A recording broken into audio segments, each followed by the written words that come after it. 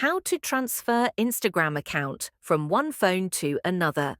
In this tutorial, I will show you step by step how to transfer Instagram account from one phone to another. First, open the Instagram application. You will land on the home page of the app, just like you can see here. This is the home page of the app.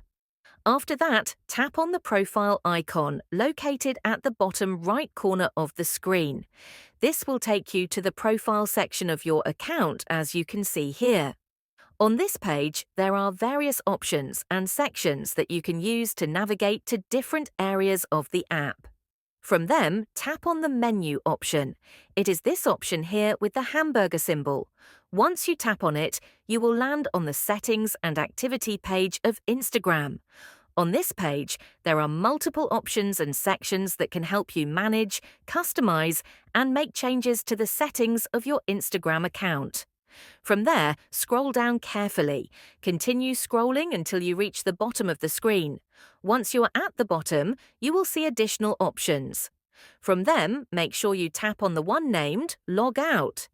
After doing that, a confirmation pop-up will appear, as you can see here.